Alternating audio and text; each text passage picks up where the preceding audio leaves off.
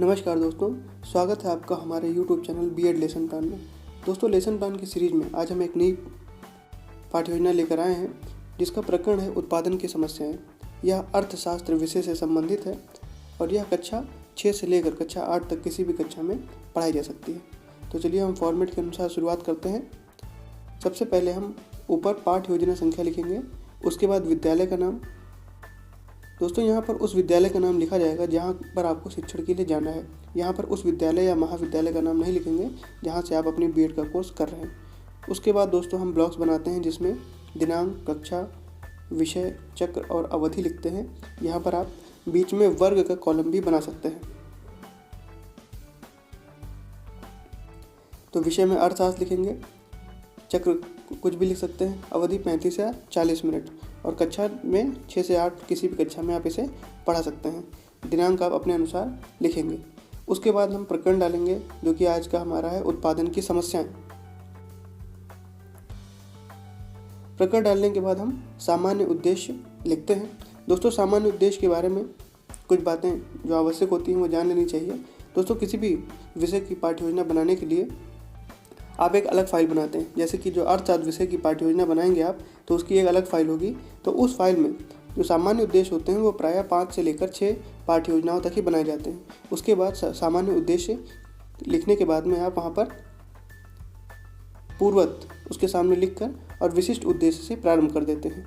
लेकिन यदि आप प्रारंभ में ही भी पाठ्य योजना बनाना शुरू किए हैं तो आपको सामान्य उद्देश्य लिखने पड़ेंगे 5 या 6 पाठ्य योजनाओं तक, और आप चाहे तो अंत तक भी लिख सकते हैं। हालांकि पाठ्य योजनाएं जो हैं वो परीक्षा में भी आती हैं बनाने के लिए, तो ये सामान्य उद्देश्य आपको याद हो जाएंगे। अब पहला है छात्रों का मानसिक एवं बौद्धिक विकास करना। दूसरा है छात्रों को अर्थशास्त्र के विषय से परिचित कराना। तीसरा है छात्रों की मानसिक शक्तियों का विकास करना। चौथा है छात्रों को देश की व्यापार व्यवस्था से परिचित कराना। पाँचवा है छात्रों को देश की आर्थिक स्थिति से परिचित कराना। छठा है छात्रों को अर्थशास्त्र के सामान्य नियमों एवं सिद्धांतों से परिचित कराना।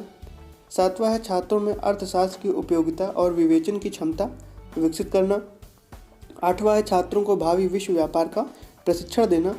और 9 नंबर पर है कि छात्रों में अपने भावों एवं विचारों को स्वतंत्र एवं प्रभावशाली ढंग से प्रस्तुत करने की योग्यता का विकास करना। दोस्तों, ये 9 लिखे हुए हैं, इसमें से आप 5 या 6 मुख्यतः ही लिख सकते हैं, इतने ही पर्याप्त होते हैं। अब बात करेंगे विशिष्ट उद्देश्यों की। तो विशिष्ट उद्देश्य में सबसे पहला है ज्ञानात्मक। इसमें लिखेंगे कि छात्र उत्पादन में होने वाली समस्याओं का ज्ञान प्राप्त कर प्रत्यास्मरण कर सकेंगे। दूसरा है बोधात्मक। तो इसमें लिखेंगे कि छात्र उत्पादन की समस्याओं को समझकर अपने शब्दों में व्याख्या कर सकेंगे। अभिवृत्त्यात्मक में लिखेंगे कि छात्र उत्पादन की समस्याओं का ज्ञान प्राप्त कर सकारात्मक दृष्टिकोण विकसित कर सकेंगे। कौशलात्मक में लिखेंगे कि छात्र उत्पादन की समस्याओं को समझकर अपने कौशल को विकसित कर सकेंगे। और रुच्यात्मक में लिखेंगे कि छात्र उत्पादन की समस्याओं के समाधान के प्रति रुचि विकसित कर सकेंगे। तो ये हो जाएंगे हमारे विशिष्ट उद्देश्य। दोस्तों, जो विशिष्ट उद्देश्य होते हैं वो हमारे प्रकरण से संबंधित होते हैं। तो जो आज का हमारा प्रकरण है उसके अनुसार विशिष्ट उद्देश्य लिखे जाते हैं। इसके बाद सहायक सामग्री में लिखेंगे चार्ट, रोलर बोर्ड, चौक और डस्टर। शिक्षण विधि में व्याख्यान विधि, उदाहरण विधि और प्रश्नोत्तर प्रविधि का प्रयोग करेंगे। पूर्व ज्ञान में लिखेंगे कि छात्र उत्पादन की समस्याओं के विषय में सामान्य जानकारी रखते हैं। इसके बाद जो हमारी पाठ्य योजना का सबसे महत्वपूर्ण अंग होता है प्रस्तावना। इसी से हम अपना समस्यात्मक प्रश्न प्राप्त करते हैं और उसके अनुसार उद्देश्य कथन लिखते हैं। तो क्या है प्रस्तावना? तो प्रस्तावना में 2 कॉलम बनाएंगे, प्रश्न और संभावित उत्तर। तो पहला प्रश्न पूछेंगे कि उत्पादन से आप क्या समझते हैं। तो संभावित उत्तर में लिखेंगे कि उत्पादन उत्पत्ति के साधनों के संयुक्त प्रयासों का परिणाम है। दूसरा है कि आर्थिक वृद्धि का आधार क्या है। तो आर्थिक वृद्धि का आधार है उत्पादन। और तीसरा प्रश्न करेंगे कि उत्पादन की मूल समस्या क्या है। तो ये समस्यात्मक प्रश्न हो जाएगा। इसी के अनुसार उद्देश्य कथन लिखेंगे कि छात्रों, आज हम सभी उत्पादन की समस्याओं के विषय में अध्ययन करेंगे। अब दोस्तों, प्रस्तावना के बारे में भी 1-2 बातें जान लीजिए।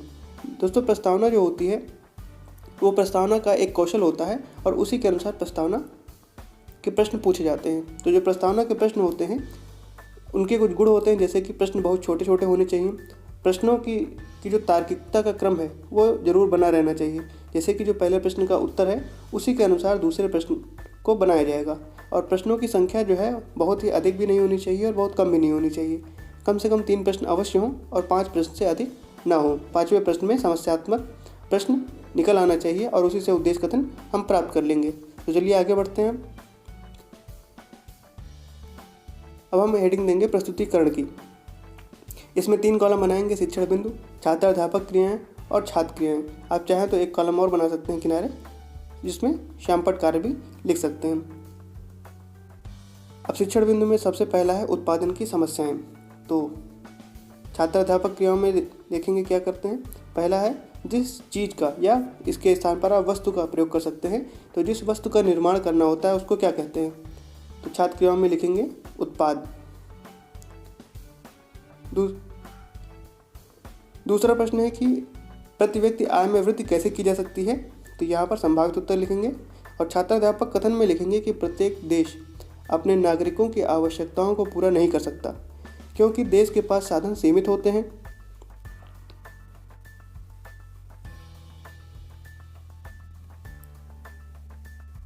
साधनों की सीमितता के कारण आर्थिक समस्याएं पैदा हो जाती हैं। इन्हीं समस्याओं को मूलभूत समस्या कहते हैं।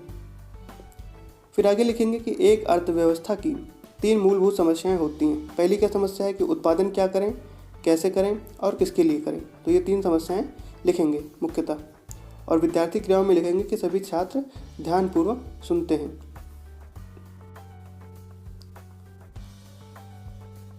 अब इसके आगे लिखेंगे कि प्रारंभ में व्यक्ति की आवश्यकताएं सीमित थीं, जिसकी पूर्ति वह स्वयं करता था। समय के साथ वह इन आवश्यकताओं की पूर्ति के लिए दूसरे पर निर्भर रहने लगा। इसके बाद आगे लिखेंगे कि इस प्रकार उत्पादक विक्रेता बन गया और उपभोक्ता क्रेता यानी कि खरीदार। इस प्रकार मुद्रा विनिमय प्रणाली की शुरुआत हुई और प्रति व्यक्ति आय में वृद्धि हुई। इसके बाद अगली हेडिंग हम देंगे श्यामपट्ट सारांश की। तो इसमें कॉलम बनाएंगे बोध प्रश्न, छात्र अध्यापक क्रिया और छात्र क्रिया। तो पहला प्रश्न करेंगे कि भारत में सार्वजनिक वितरण प्रणाली कैसी है। तो छात्र क्रिया में लिखेंगे कि दोषपूर्ण है। दूसरा है कि फौजी वस्तुएं क्या होती हैं। तो इसमें लिखेंगे कि फौजी वस्तुएं लड़ाकू विमान, टैंक, तोप, मशीन गन इत्यादि होते हैं।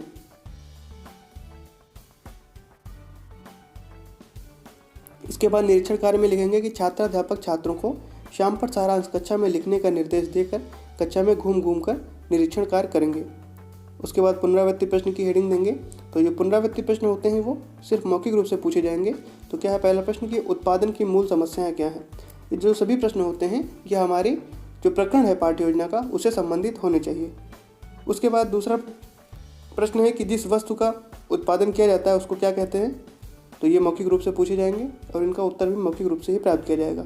गृह कार्य में लिखेंगे कि कल सभी छात्र उत्पादन की समस्याओं के विषय में लिखकर लाएंगे। तो यहाँ पर दोस्तों हमारा लेसन प्लान समाप्त होता है। वीडियो आपको कैसा लगा हमें कमेंट करके ज़रूर बताइए। हमारे वीडियो को लाइक करिए, चैनल को सब्सक्राइब करिए और दोस्तों के साथ शेयर करना बिल्कुल ना भूलें। धन्यवाद।